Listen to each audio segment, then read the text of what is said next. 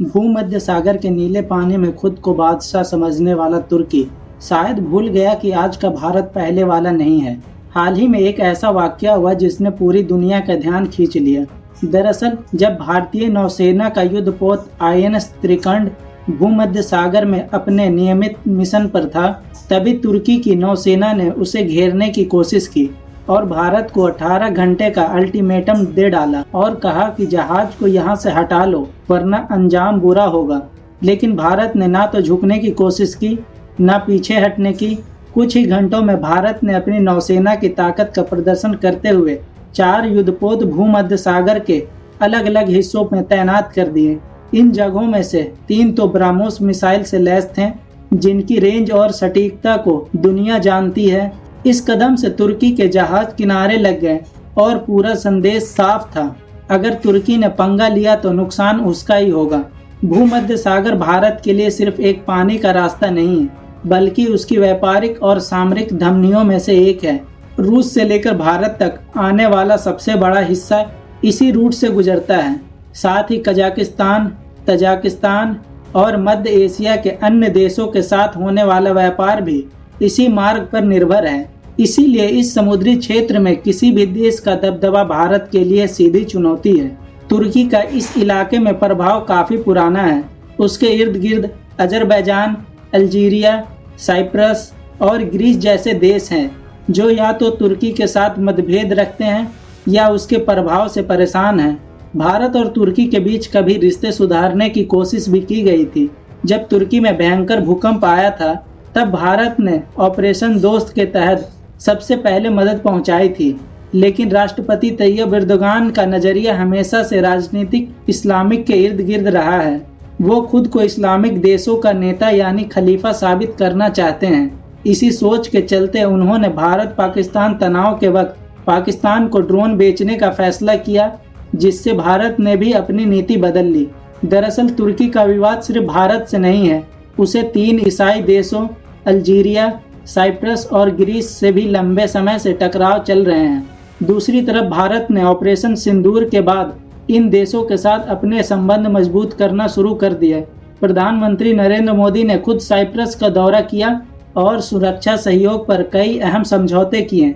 इसी सिलसिले में भारतीय नौसेना और ग्रीस के नौसेना के बीच संयुक्त समुद्री अभ्यास शुरू हुआ। INS त्रिकंड, जो तलवार श्रेणी का आधुनिक युद्धपोत है, सलामिस क्षेत्र में तैनात था और उसमें 17 से 18 सितंबर को मायटोअन सागर में 3 यूनानी नौसेना जहाज़ों के साथ अभ्यास किया।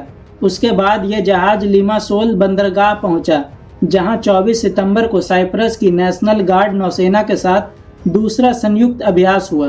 तुर्की ने इन गतिविधियों को अपने खिलाफ साझा और घबराहट में आकर भारतीय जहाज़ों को लेकर अल्टीमेटम दे दिया। खुफिया रिपोर्ट के मुताबिक तुर्की की नौसेना भारतीय युद्धपोत पर रॉकेट अटैक की तैयारी में थी, लेकिन भारत ने जवाब में अपनी राजनीतिक चतुराई दिखाई। 3 अतिरिक्त ब्रह्मोस सज्जित जहाज भेजकर यह साफ कर दिया कि कोई भी देश भारतीय हितों को चुनौती नहीं दे सकता। आखिरकार तुर्की को पीछे हटना पड़ा और भारत ग्रीस का नौसेना अभ्यास सफलतापूर्वक पूरा हुआ। इस पूरे घटनाक्रम ने साफ कर दिया कि अब भारत सिर्फ रक्षा में नहीं बल्कि राजनीतिक और शक्ति प्रदर्शन में भी किसी से पीछे नहीं है। भूमध्य सागर के पानी में तुर्की को यह एहसास हो गया कि भारत से टकराव लेना अब राजनीतिक भूल से कम नहीं। भारत अब केवल अपने तटीय जल की रक्षा करने वाली नौसेना नहीं रहा। बीते 1 दशक में भारतीय नौसेना ने खुद को ब्लू वाटर नेवी के रूप में परिवर्तित किया है, यानी वह किसी भी महासागर या समुद्री क्षेत्र में स्वतंत्र रूप से ऑपरेशन करने की क्षमता रखता है। आज भारत के पास INS विक्रमादित्य और INS विक्रांत जैसे 2 एयरक्राफ्ट कैरियर हैं, जो न केवल हिंद महासागर बल्कि भूमध्य सागर या अफ्रीकी तटों तक भारत की उपस्थिति दर्ज करा सकते हैं। भारतीय नौसेना का विस्तार इस सोच पर आधारित है कि आने वाले दशक में समुद्री व्यापार और ऊर्जा सुरक्षा की विश्व राजनीति का केंद्र होगा। चीन ने दक्षिण चीन सागर में जैसा विस्तार किया है, उसी पैटर्न को भारत हिंद महासागर और पश्चिमी समुद्री गलियारों में संतुलित करने की दिशा में आगे बढ़ रहा है।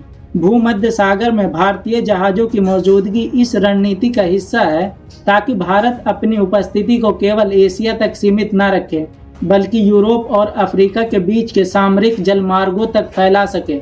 इस पूरे मामले में दिलचस्प बात यह रही कि नाटो के किसी देश ने खुलकर तुर्की का साथ नहीं दिया। याद रहे कि तुर्की नाटो का सदस्य है, लेकिन यूरोप के कई देश खासकर फ्रांस और ग्रीस उससे पहले ही नाराज हैं। फ्रांस ने कई बार खुले मंचों पर तुर्की को विस्तारवादी रवैये की आलोचना की है। वहीं ग्रीस तो पिछले एक दशक से तुर्की के साथ समुद्री सीमा विवाद में उलझा हुआ है। भारत और ग्रीस के बीच बढ़ता रक्षा सहयोग यूरोप के लिए भी राहत की बात है, क्योंकि इससे तुर्की के दबदबे को सीमित करने में मदद मिलती है। भारत की यह राजनीति मल्टी अलाइनमेंट डिप्लोमेसी का हिस्सा है, यानी किसी एक गुट से नहीं बल्कि सभी से अपने हितों के मुताबिक संबंध रखना। यही वजह है कि भारत रूस से भी संबंध बनाए रखता है, अमेरिका से भी साझेदारी करता है और यूरोप के देशों के साथ भी सैन्य सहयोग बढ़ा रहा है। तुर्की के लिए यह घटना केवल एक झटका नहीं बल्कि एक सबक है कि आज का भारत न केवल अपने क्षेत्रीय हितों की रक्षा कर रहा है, बल्कि हजारों किलोमीटर दूर किसी समुद्र में भी अपनी राजनीतिक उपस्थिति दर्ज करा सकता है। भारत ने बिना गोली चलाए यह साबित कर दिया कि कूटनीतिक और ताकत का संतुलन कैसे काम करता है। एर्दोगान भले ही खुद को इस्लामिक देशों का खलीफा मानने की कोशिश कर रहा हो, लेकिन अब भूमध्य सागर की लहरें भी यह कहने लगी कि भारत से टकराना आसान नहीं, और अगर कभी फिर किसी देश ने हिंदुस्तान की नौसेना को चुनौती देने की कोशिश की तो उसे याद रहेगा कि भारतीय जहाज सिर्फ लहरों पर नहीं चलते, वे अपने साथ नई विश्व व्यवस्था की दिशा भी तय करते हैं। तो दोस्तों, इस पूरी कहानी से साफ है कि अब भारत किसी भी मोर्चे पर झुकने वाला नहीं है, चाहे वो जमीन हो, हवा हो या फिर समुद्र। तुर्की को भी अब समझ आ गया कि भारत की नौसेना सिर्फ रक्षा के लिए नहीं बल्कि अपने हितों की रक्षा के लिए कहीं भी पहुंच सकती है।